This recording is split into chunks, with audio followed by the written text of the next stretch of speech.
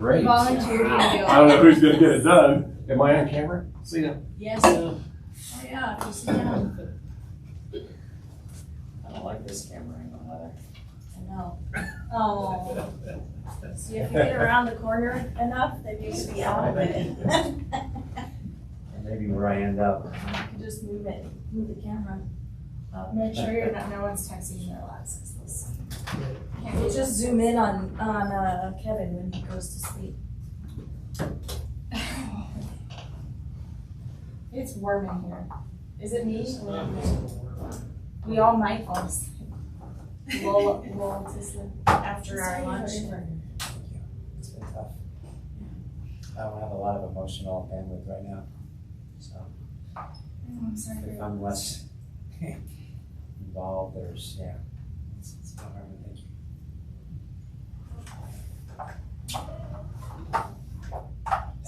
Pretty rapid. Yeah, they found out that he had something that was incurable, so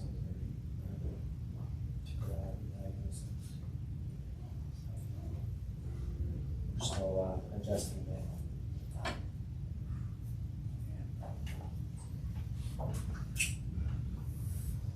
Yeah, and then there's the whole business of the law firm has to keep going anyway, so. That's I hate to do that.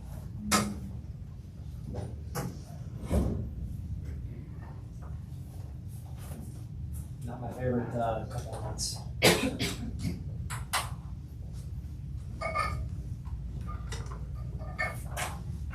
Should I hear off to you? Soon, so you're always, whenever you try to dwell on something too long, something happens, right? So just not in a week, so prompt her to start packing.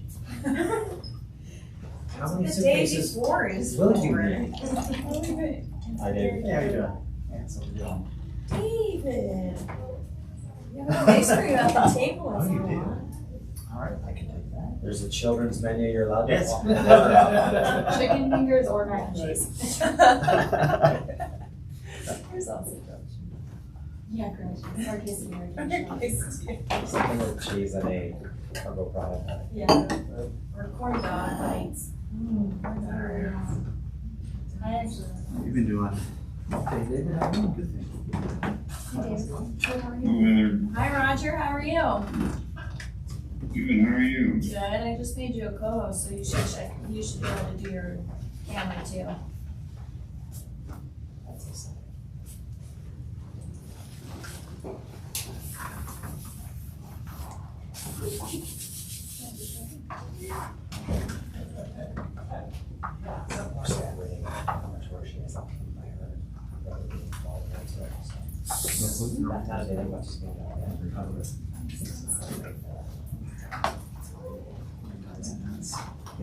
He's living the life. He's been in the car with 2 nights out before. He's going to a swim pool for water world. I'm like, I feel sorry for the kid gets left behind. You see everyone, Roger? Except for me. Hi, Roger. I'm over here. Who's sitting over here? Oh, Art.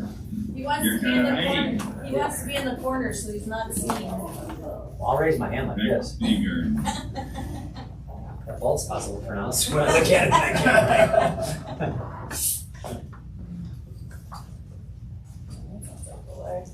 Mine is finally growing. But mine's not going to grow. How are you? Sorry to Thank say. you.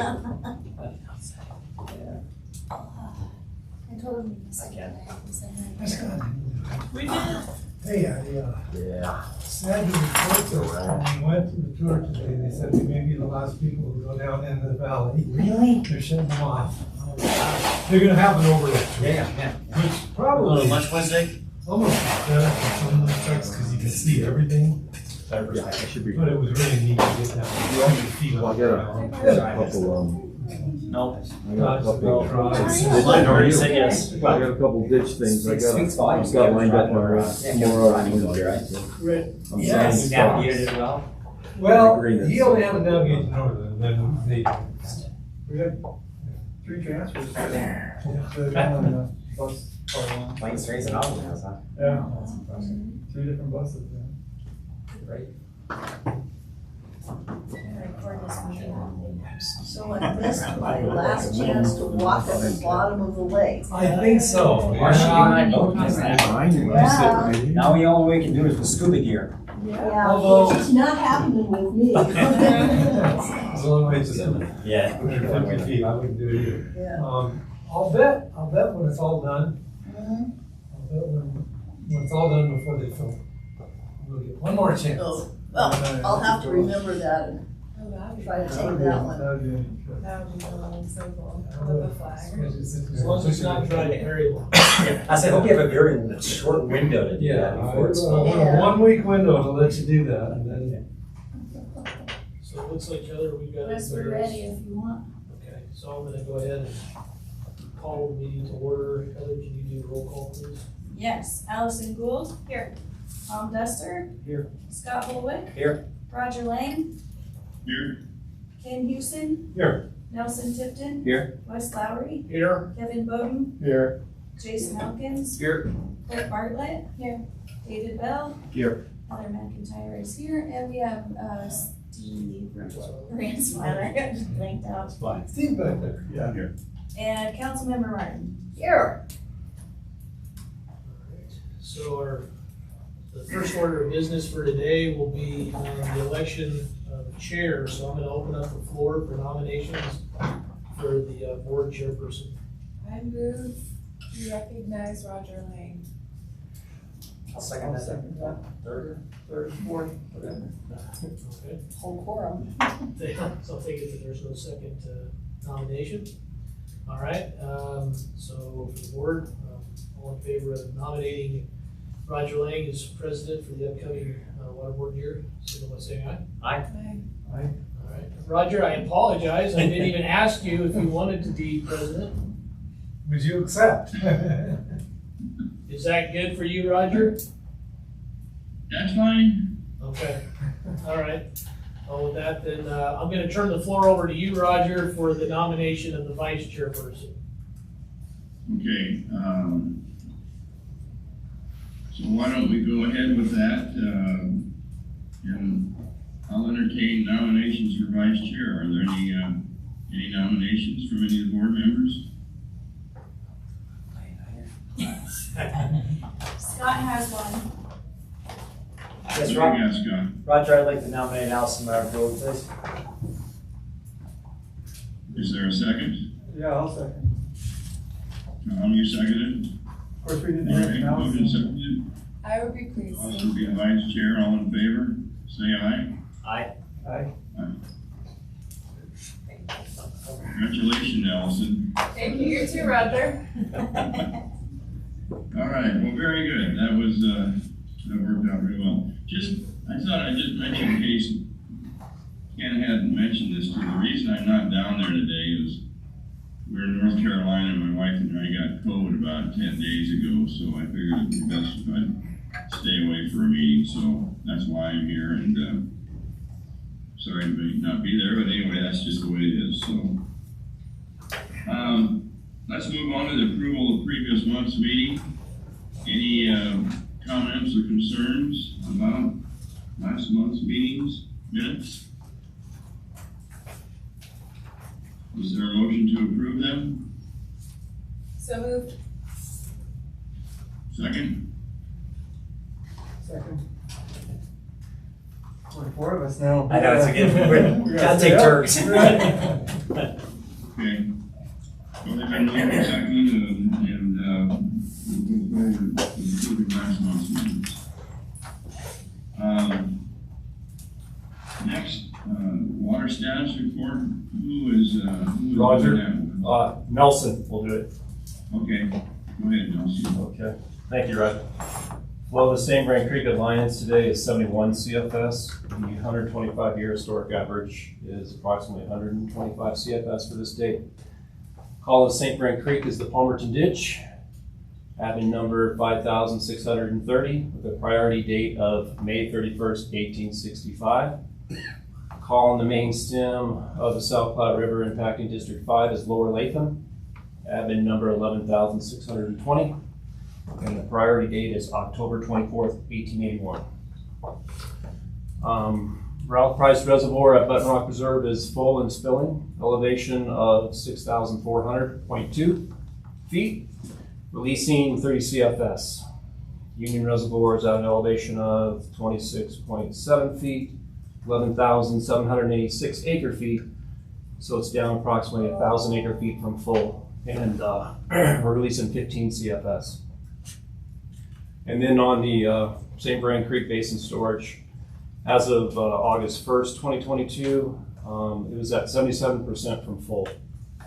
And as you can see from the call in St. Brian Creek, with it being Palmerton ditch, it's fairly full, fairly senior. So that called out rough and ready oligarchy.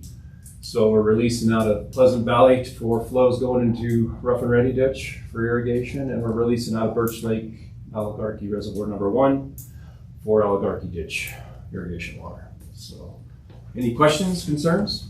Go ahead, Allison. What is Palmerton? That's super senior. It's fairly senior. The next senior to it is Longmont Supply, and when we get to Longmont Supply, that's most of the major ones. There's some smaller ones that are senior to Palmerton and Longmont Supply, but next in line is Longmont Supply, which is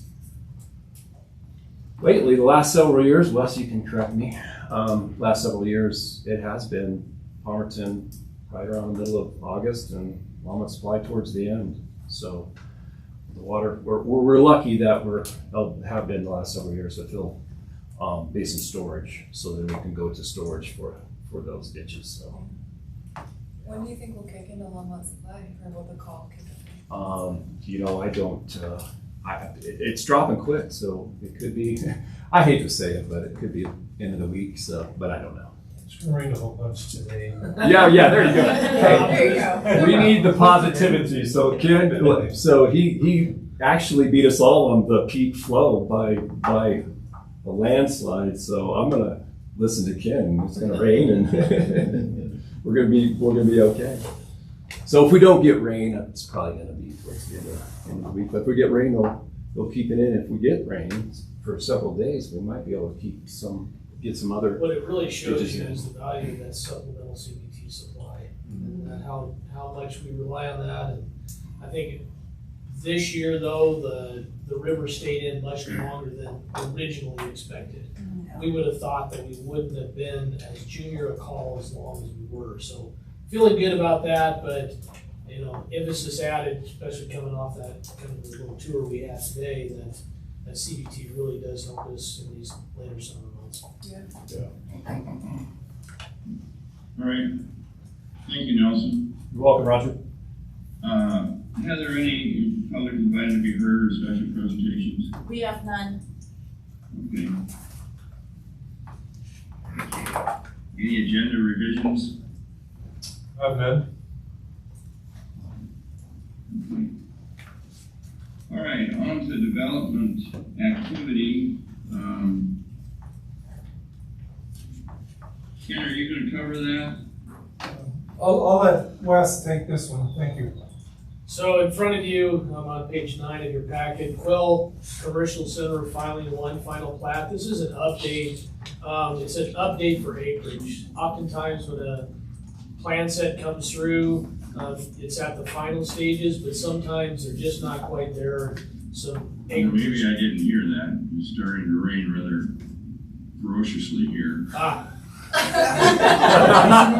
Yeah, listen to Ken. I just said, just listen to Ken. But for sake of discussion, Quail Commercial Center filing 1 final plat is a 13.194 acre parcel. The historic water rights were all transferred at time of annexation according to the raw water policy. Quail Commercial Center filing 1 final plat will be in compliance with the city's raw water requirement policy upon satisfaction of the 3.516 acre foot deficit at time of final plat approval. We lost Roger. Hold on. Must really be raining hard. Yeah, it really was. Brought his computer outside. You may need to call him on his home phone. So it's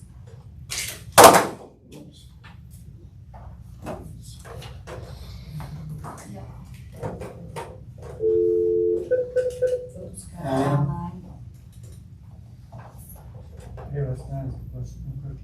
this 3.194, it says here 7.017 is city. And then it says the remaining 7.017 should be, it would be like you would add those together to be 15.194. So the, yeah, got you back. I can ask it again. right, You're on mute, Roger. Okay, let's go back to development activity. Where did we leave that? Wes was just gonna make a presentation. Okay, so let me just do that, and I apologize. The numbers are right, but let me get you the right number right. 1 second, Roger.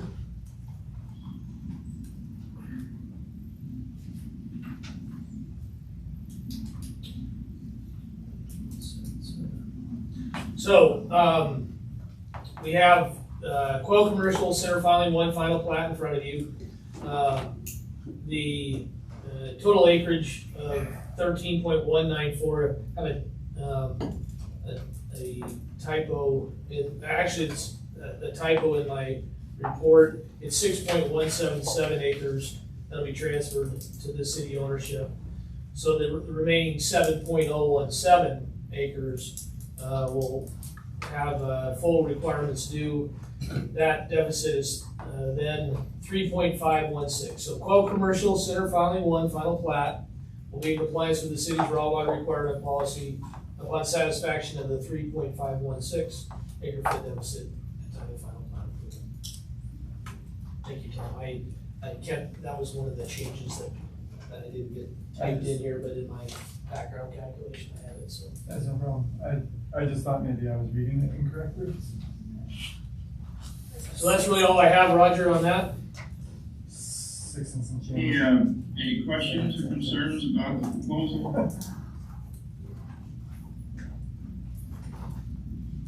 Is there a motion to approve? Well, maybe quickly, what is the city plan to do with, you said to be used for future municipal purposes, but the city's gonna own it, so what is that, I guess? So part of that's gonna be part of the west side of the Longmont Museum, and I think it's gonna be like a parking area, but maybe a future expansion of their building. Sure. I don't know for positive, there was just an agreement that was reached for them to have that parcel, and so it'll be our ownership. It was originally going to be a parking lot, but there's been talk about other enhancements to Quail campus overall that might use that space in a different way. Wes is right, there's been a lot of talk. No plans as of this time. I mean, we got parking lots, maybe be quote, do something else, I guess? Oh, we're very underparked at that facility Yeah. for the museum, and we actually are also entering into a parking agreement with the developer, allowing people to park on their property, use the museum and the rec center, because we're underparked there. Oh, yeah. I mean, I do park in the dirt. That's it. Anyway. You gonna test? Yeah. Having driven by there and kind of seen on the map, I think there's a river bridge corridor through there. Yeah, I think the, part of that's the, left-hand creek, you know, so there's gonna be some greenway as part of that. Is that part of what is owned by That's gonna be part of what will be owned and maintained municipal purposes for Longmont. Okay, so we'll kind of have like the upper portion? Yeah, there'll be Okay. there'll be some parcels that are, adjacent to Left-Hand Creek, and then there'll also be an additional lot Okay, that'll be used as part of the museum. okay, that's great. I move to approve. I'll second that. All in favor? Aye. Okay, all right, thank you. Next item, both of you, got something for us? I do. Good. Could you share it with us? Yes, I will.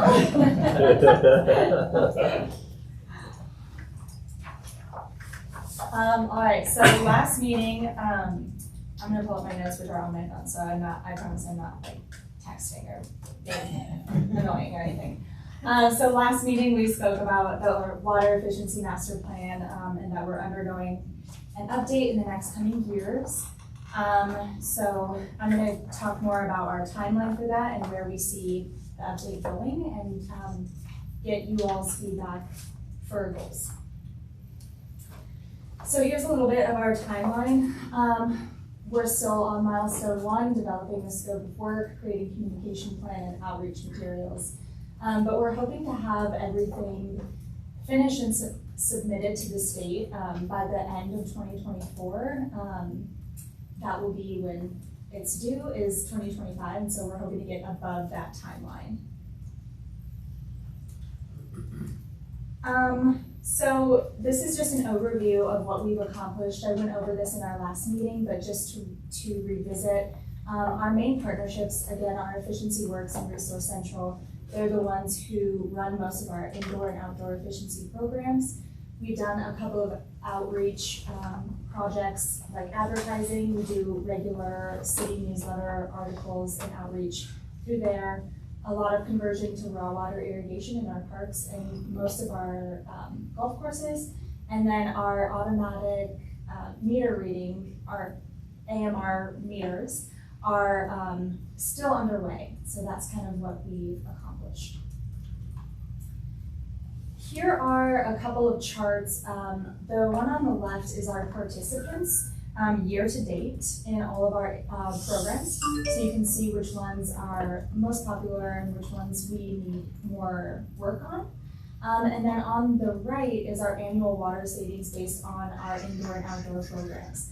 And as you can see, in 2018, we had a significant savings through our indoor programs. And so when we went back to look at those numbers and why we had so much more participation that year, is Efficiency Works did a targeted outreach program for multifamily housing.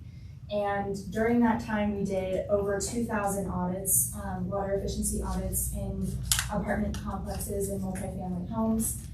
We provided rebates for nearly 200 toilets and thousands of aerators and shower heads, which really is where we're getting that huge update. So this data is important for us to keep in mind as we continue through our update progress, is we want to continue to do programs that are this successful. So again, this was through our partner, Efficiency Works.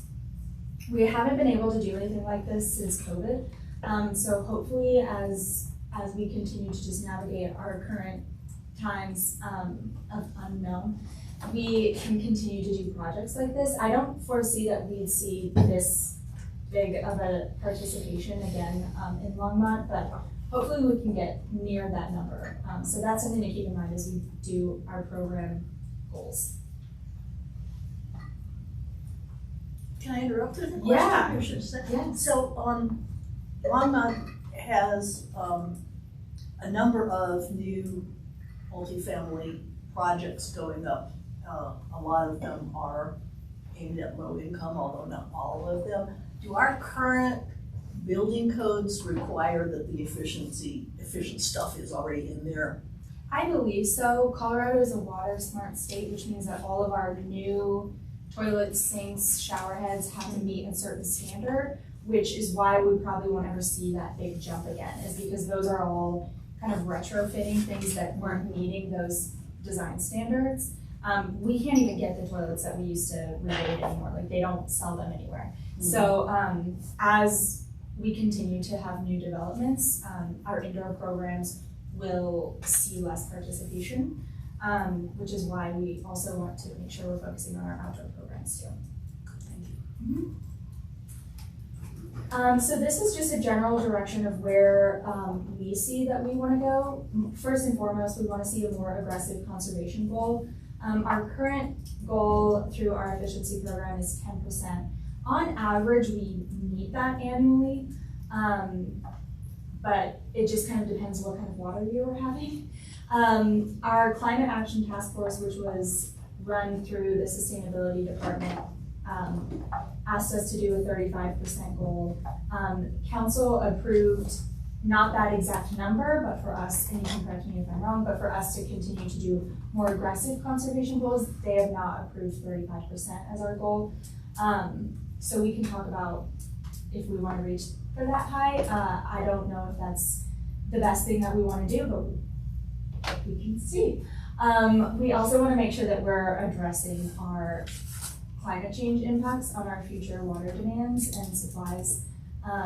We currently don't have any language in our water efficiency master plan about climate change, so we want to make sure that we're implementing that language.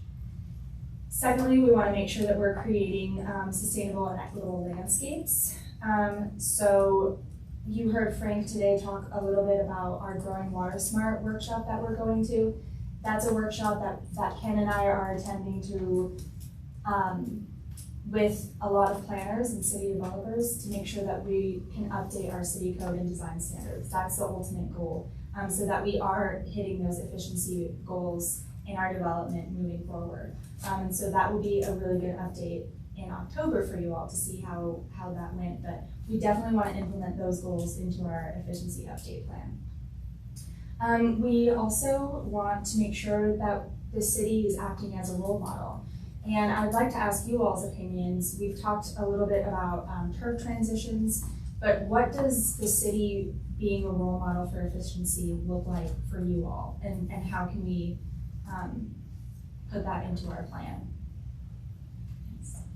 So this is the hardest piece, but if the city has a way to apply some pressure to the HOAs, which have just vast tracts of bluegrass under their control, and we can't make them do anything about it. So if there is some way that incentives could be created, that would be a huge, huge win for conservation. You know, they can't stop us from xeriscaping our yards anymore, but we can't make them xeriscape their lands, their open space.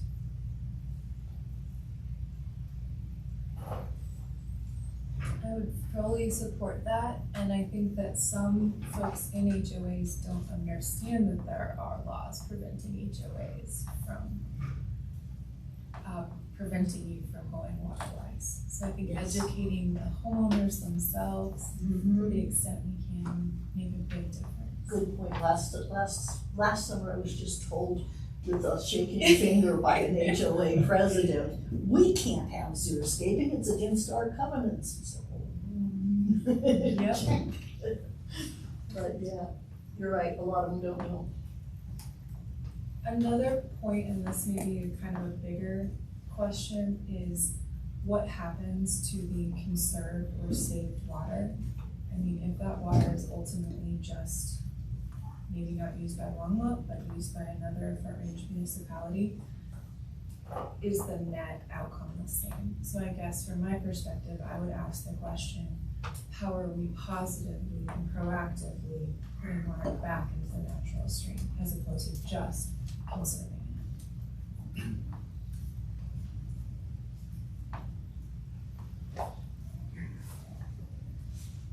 I think that's an important question, and you know, to me, it's like solarization. You know, we don't really have a need right now to encourage people to put solar panels on their roofs. You know, it's not going to pay us back. The problem, the thing is, when we're increasing urban density and we are probably accommodating a larger population than the current plan of record says, and if there is drought at the same time, which has an increasing probability as well, then we would like to be ready. So, you know, if the water just flows down and eventually ends up in the water table somewhere on the prairie now, that's okay. But if we increase our capacity to not consume water, then it will serve us well in the future. That's what I think. Because it's really hard when it's all done by gravity, it's really hard to put it back in the river, right? Upstream.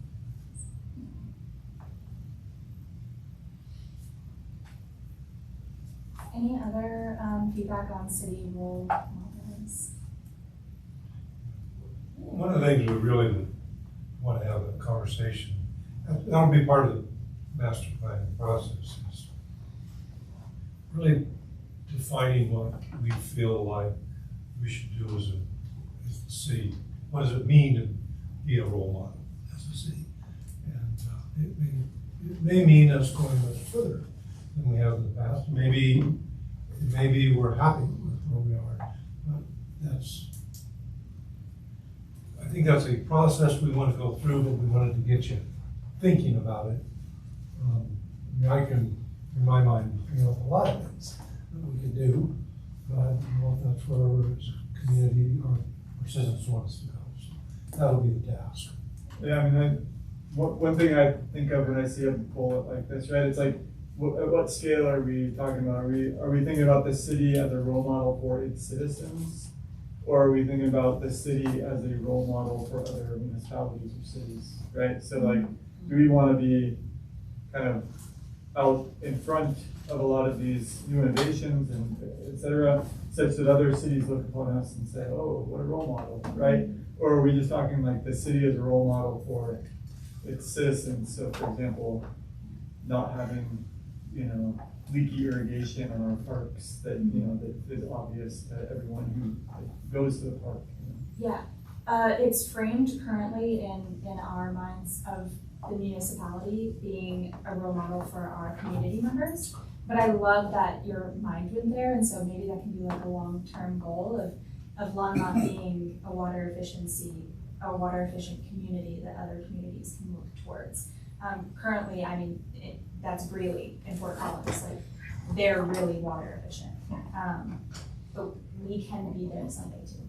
But I think it's important for us as the city to have efficiency so that our community members can say, well, the city is doing well. Like for example, our turf conversion on the lawn here at this center, like 50% of this yard is water-wise turf, but you would never know that unless you know.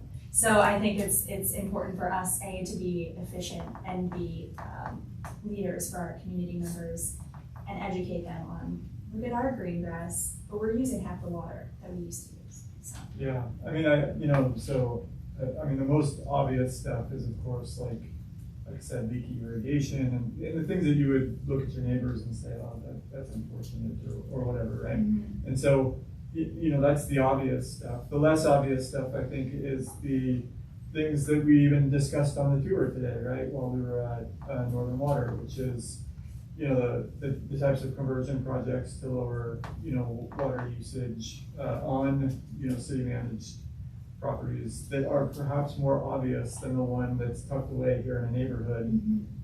Like where your, where the facilities are here, right? And instead of the places where like people really see, it's the medians on Ken Pratt, or it's the, like it's all of those places. And I think that like the appropriate signage and things, always keeping in mind that people are driving by, that they're not walking through those spaces. But somehow like try to get the word out through some type of signage or something, and again in more high visibility spots,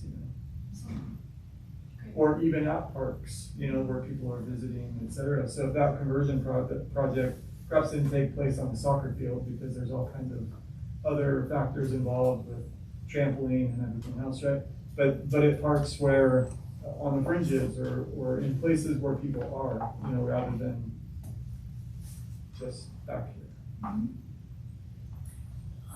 One question, I should know this and I don't, because I know we threw out the first water recommendation of the Climate Action Task Force because it was just ridiculous and they didn't know that you can't put the water back into Colorado.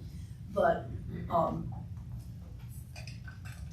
then I stopped paying attention and they came back with another goal, and that was this one. Is this 35% year over year? 35% from our 2008 or 2019? From our 2019 usage. It's 35% lower than our 2019 demand at build out. At build out, okay. That's a lot. It's astronomical a lot because the growth is going to add, so right. It's like a 70% reduction. That's right, and we're looking at more growth than the ultimate build-out definition. So it's still silly. So you say 70% reduction per capita, for example, like it? Yeah. Okay. Yeah. Because they asked for 35%, but really on a per person basis, that would be ridiculous because Yeah, because we have growth. we have so many more people here in Philadelphia. But that's okay. I mean, this, our master planning effort will come up with I believe, a new number, because we basically about met 10%. So gotta have a little bit higher number than 10. Somewhere between 10 and 35 is what will be, is my prediction, as part of this planning effort. So two things. One, as you guys consider the effect that Longmont has on its neighbors or within the regional community, consider whether that's a passive, whether we just do it really well and people should look and see that we do it really well and learn from that, or whether it's more actively participatory in the regional fabric, right? And that's a little challenging because Longmont doesn't have the seamless ability to transfer water assets to other communities, correct? So that's we've insulated ourselves a little bit. We've kind of got a little wall around what we can do with our water supply easily. But at least from a conservation element, I think that should be a more active role than a passive role. We should have a leadership role in really working with other communities nearby us, because whatever we do doesn't, I mean, it has an incremental effect, but it's really a regional effort or a statewide effort that has an effect, right? And then the second thing, Hope, is just, and we talked about this last time, scalability. You know, the HOAs is a great place to start because they're big, untapped, untethered, you know, lots of land. But I continue to think that the parkway space within at least Old Town and other parts of the community use a lot of water. And if there was a way to scale up reducing the grass component of that, that'd be a big number. And it's not going to be the number you had a couple of years back. The participatory decrease in gallons would be a big number. Mm-hmm. There's a lot of wasted water and green turf in the parkways that the city technically owns, right? So there needs to be a way to figure out how to find resources to provide to those citizens to help them with that. Right. And that's grant funding more than anything else. So it's not really even a water piece, but it's finding the resources to provide as incentive for that. Right, and that goes back to that equitable piece of ensuring that everyone has equal access.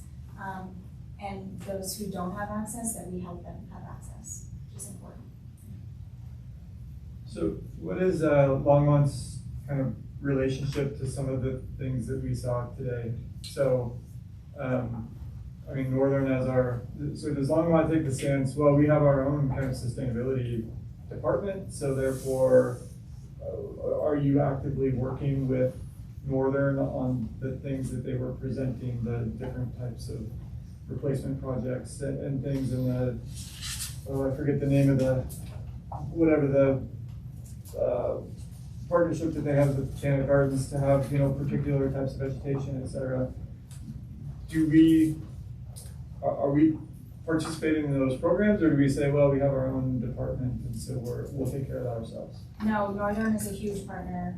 We definitely participate in almost all the programs that they have. And actually, Frank handed me some extra things, so I'll pass these around for you guys. But that's all the things that we've participated in with Northern. And so basically the biggest partnership with them is that they help us do those large irrigation audits. So for HOAs and commercial properties, golf courses, parks, those types of things.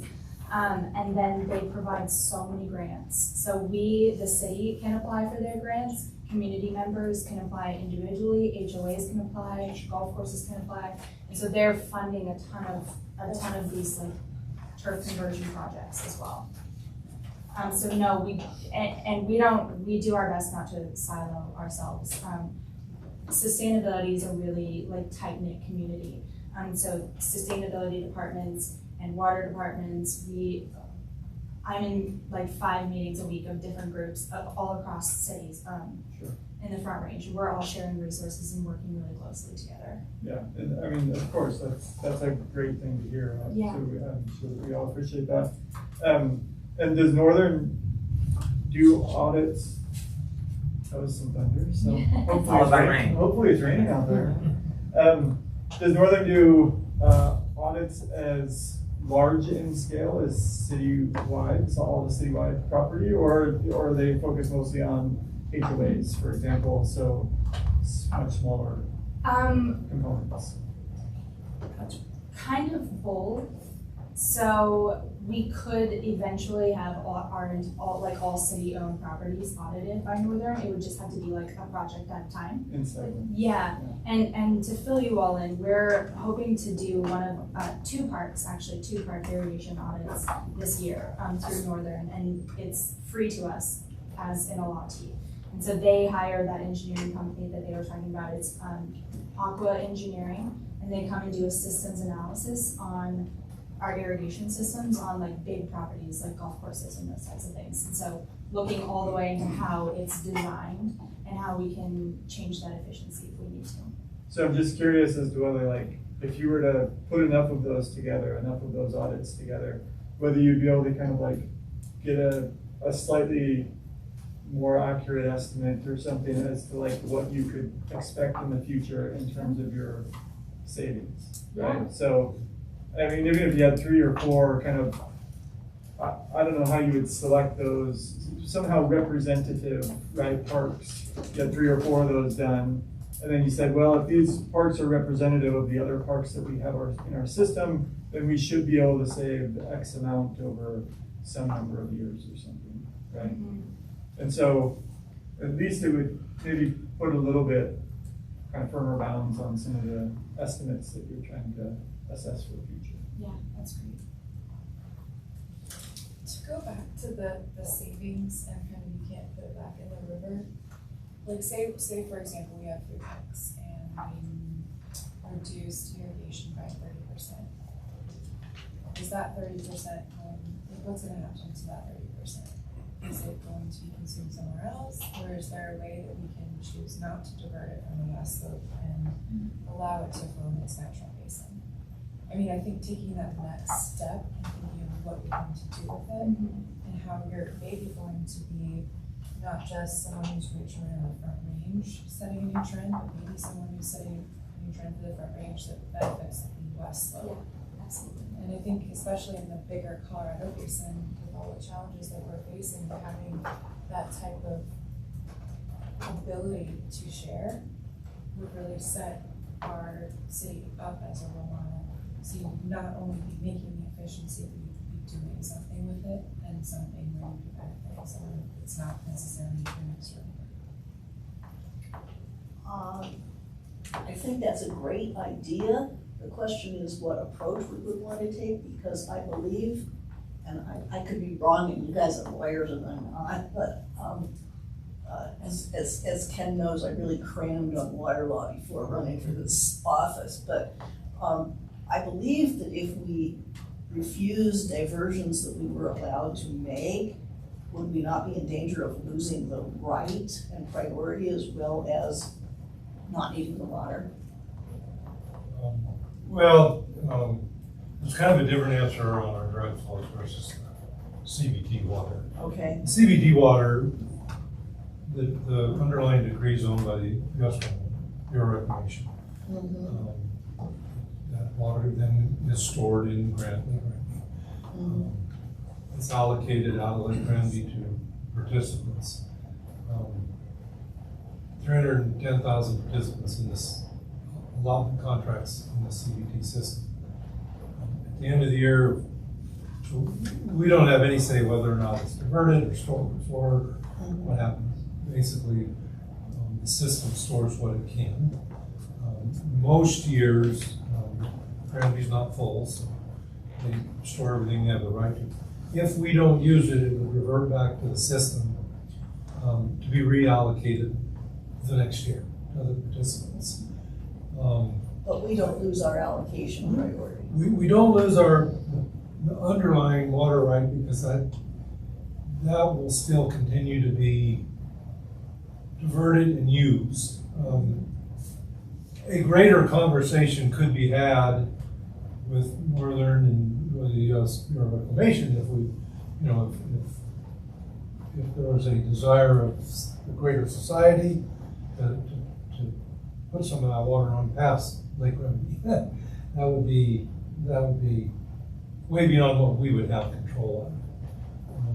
In terms of our native basin supply, we do have, our guiding water principles, one of our principles is that we will use some of our supply for environmental benefits if it's excess in any given time and doesn't impact our overall water supply.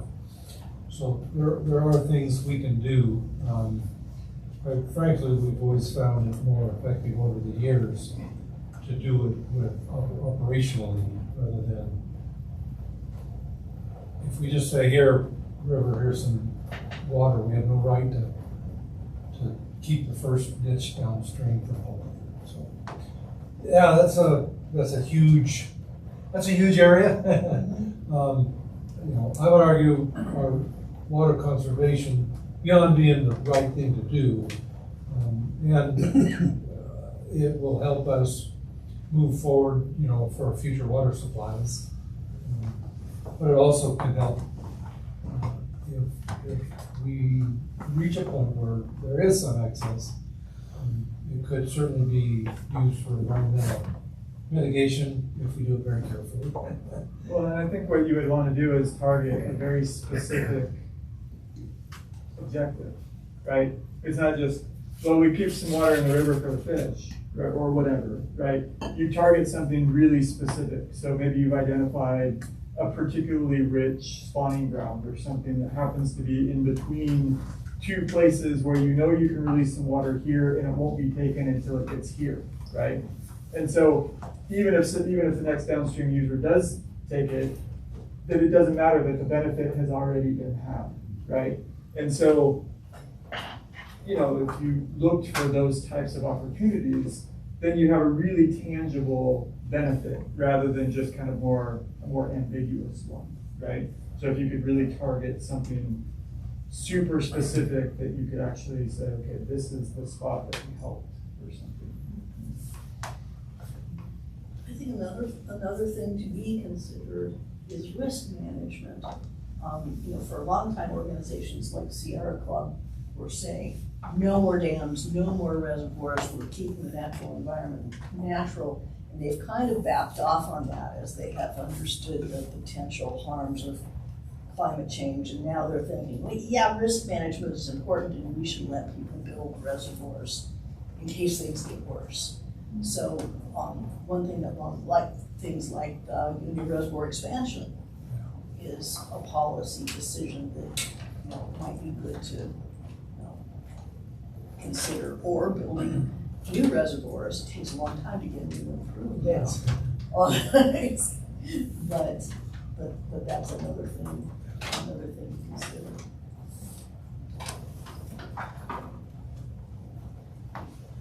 Awesome, thank you so much for your feedback, and all of this, did you have something? Okay, all of this won't be possible without a robust education and outreach plan. And so that's kind of my last point of an overarching goal is to increase and maintain watershed health, and we do that through creating local environmental stewards. We do that through education. And so this is all to say, this is why you conserve. And it is all of those points of planning for our future demand, planning for the environment, making sure that we're being a steward of not only our watershed, but the Colorado River watershed, and continuing to increase. Yep. All right. Let me call you. Bye. Sorry.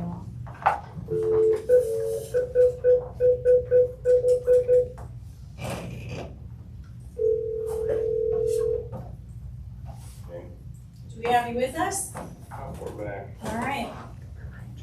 I'm sorry I cut out. Are we, did we finish with Hope's presentation? Not quite yet. We're just in it. Thank you. Okay. Thanks, Hope. That's a good discussion. Yes, thank you. You're gonna close out. Yes, I'm about to close out. Awesome.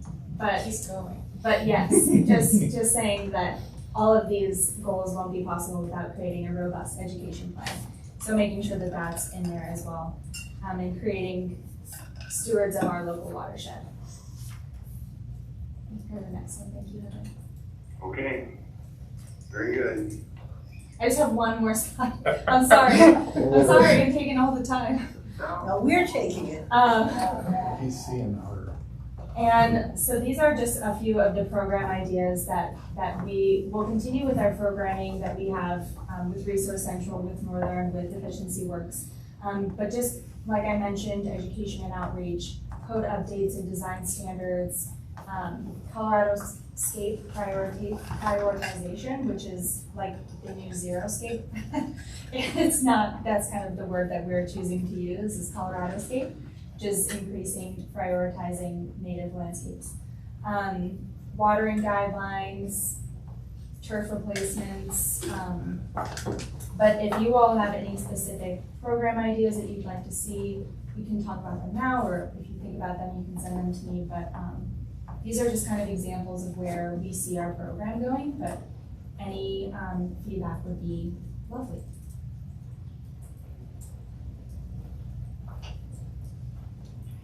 Okay.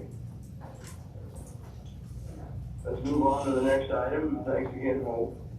Thank you. Jason, can you give us an update on your projects? Yes, sir. So I've got 3 projects I'd like to give you an update on. So the South St. Vrain pump station, that project's currently on schedule, it's on budget, and we're looking at actually tying into the North St. Vrain pipeline September 22nd. After which, once we've tied into that, we'll immediately, the following week, we'll be doing startup and testing and calibration and getting everything turned on, debugging and stuff like that. So we're actually hopeful that, at the beginning of October, we'll be able to actually utilize that, and we can start taking, diverting water from the South St. Vrain Creek through the pump station and pumping into the North St. Vrain pipeline. Anyway, so the pump station project's going great, and then kind of going back to the South St. Vrain Creek diversion structure. So, we've been doing an investigation into our diversion structure there and our ownership there. And so through an investigation, we found that, ownership and everything like that is kind of in question. A lot of that stuff was purchased late 1800s, early 1900s, and throughout, the past century. And so anyway, we have guidance from council as to what they would like us to do, and we're going to start working with the adjacent property owners out there to firm our ownership and our diversion structure out there, and at the same time probably help those residents firm their ownership as well and help establish property lines and stuff. There's been a lot of question, over the past, a couple decades about who owns what, and so we're going to try to put that to bed. And so I've begun discussions with all the interested parties and property owners out there. And so far, verbal conversations is going good. I think we have an understanding of what it is we all want to try to accomplish. So I'm hoping within the next probably 6 months to maybe actually be proposing a final resolution as to how we're going to secure our property out there.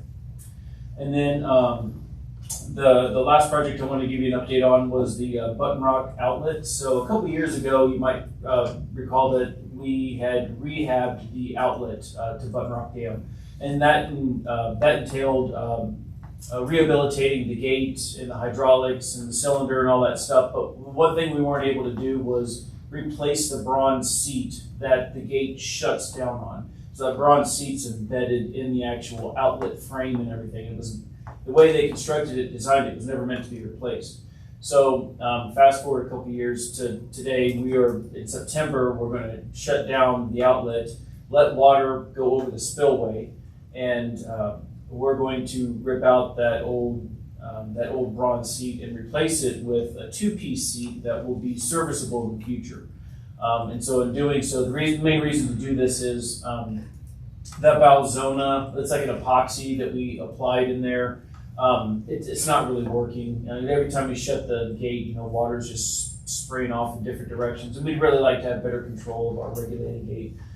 So long story short, in partnership with our plant operators, O&M, Schnabel, AMS, American Mine Services, who else is involved? You got Prime Machine. There's a whole bunch of players involved. We're going to shut down the outlet in September for probably 3 to 4 weeks to finally rip that out and get that replaced. So that'll be a lot of players and a lot of scheduling and stuff. But so far, our probability for success is very high based on past projects and experience such as this. So if you want to see Button Rock spill in September, this is your chance. Right. It's technically it's spilling not now, actually but cold. it'll definitely be spilling throughout most of September and into early October. Yeah. Beautiful. Thanks, Jason. Any other questions, Jason? Thank you. Just looking ahead on items tentatively scheduled for future board meetings, Ken, the information that we got in our packet, does that look like we're gonna look at Windy Gap Brewing projects and cash and lieu review? Those are 2 items that look like they're scheduled for next month's meeting. Any changes in that at all? I have not, no.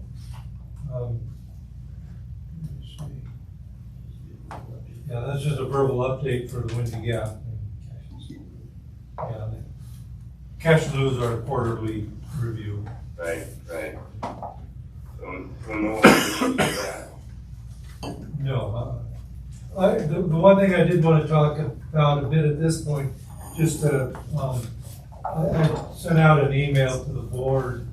The Colorado River Connectivity Project around the Windy Gap Reservoir is having a groundbreaking on Tuesday, August 23rd. We did kind of ask Northern today, is there anything big going on or just turn a shovel of dirt? And they said, nah, just turn a shovel of dirt. So, while everybody is welcome to go, there's ways to go. Just they're not going to do a tour. I didn't know if they do a tour of the plant, pumping plant or the existing dam or anything else, but they said they're going to just a real short photo op. So anybody's welcome to come. Give us a holler if you want the details. But that is good news, though, that connectivity channel. We did hear from Northern District today that I'd heard that, but I hadn't got it confirmed. All of the money, all the final money from the Natural Resources Conservation Service, NRCS, for that project has now been committed. We kind of were told it was committed, but it wasn't official yet from Washington, D.C., which is kind of important. And but we've been told it's all in hand now, and that the contract can move forward as a full-blown construction contract. Not much time left this year, unfortunately, but it's good news that it's able to move forward. Great. Well, speaking of tours, sorry I wasn't, and I guess Scott wasn't able to go this morning, but Tom and Allison, how did the tour go for you guys this morning? Yeah, I mean, I thought it was great. Of course, I love big construction sites and things. So, and there was a lot of really cool machinery at work out there, that's for sure. And I think just more importantly, I'm just always impressed with Northern Water and just kind of the handle that they have on things. It's not. It's for one thing to go out and say, oh yeah, Bureau of Reclamation is building a dam, or Corps of Engineers is building a dam, but this is a relatively kind of, probably nobody's heard of Northern Water before, except for those of us who live around here, I suppose, and just how kind of what a handle they have on even these really big projects. And so I've always been really impressed with the way in which they kind of deal with things out there, and just the people that are involved, and I really enjoyed myself. So. That's great. Allison, any comments? Yeah, I guess to add on to what Tom said and kind of elaborate is they spend a lot of time on public outreach. And it really shows how much they try to make it transparent and accessible to people who are both invested in the project, but also people who are nearby. And I think that has probably contributed to the success and warmer reception than they might have felt otherwise. So I thought that was a really interesting aspect that you don't normally see, like entire, engineers who are in charge of a project taking 2 to 3 hours out of their day, several days a week, to speak to public audiences. So that, I think, was really impressive. Great, that's great. And any comments on the tour? You went, did you not? Yes, I did. I enjoyed it thoroughly. That's my first time back in the valley since the groundbreaking. So it was delighted to see how much of the foundation was open and prepped, and about half the plant's done. And so amazing amount of preparatory work done out there, ready to get going. It's going to really help the dam start going up fast. So yeah, I was thoroughly glad to do it. Time-wise, do they say it's on schedule? Yeah, I didn't mention that today, but the last Windy Gap participants meeting, they showed the schedule based upon the expenditures. We're right on track. We really are. Great. Yeah. I told the council this really shows the benefits of forward engineering, because we had way fewer surprises than you would expect, I think, in a project this size. That's good. Well, very good. No further items. Anybody have anything before we adjourn? I'll jump in, Roger, with just an observation. It's not really supremely relevant to our cash and loot conversation, but I was a bit surprised. Boulder and Lafayette worked out a deal with some landowners, and some water is being conveyed, and the Highland shares are up at $450,000 a share on this transaction, which is a big number. And the CBT that's being conveyed, I can't remember if it was 90 units or 118. Just too many different deals. That's $68,000, and I've seen some $68,000s a unit on development when it's just 1s and 2s, because you pay what you pay. But I haven't seen a municipality going at 68 for that big of a block, and I was really surprised by that. We are. Yeah, that's a $97,000 an acre foot number based on a 0.7 acre foot yield. So it's a really big number. It's hard to fathom. Yeah. It was just one last comment for me. I don't know if anybody watched 60 Minutes last night, but they had quite a segment on what's going on in the Colorado River with all the rest of the states. And I thought that was quite interesting. But water continues to get more and more important, obviously. So, okay. Well, look forward to seeing all of you next month. Again, thank you for your support, and with that, we're adjourned. Thanks, Roger. Congratulations, Roger and Allison, once again. Feel better, Roger.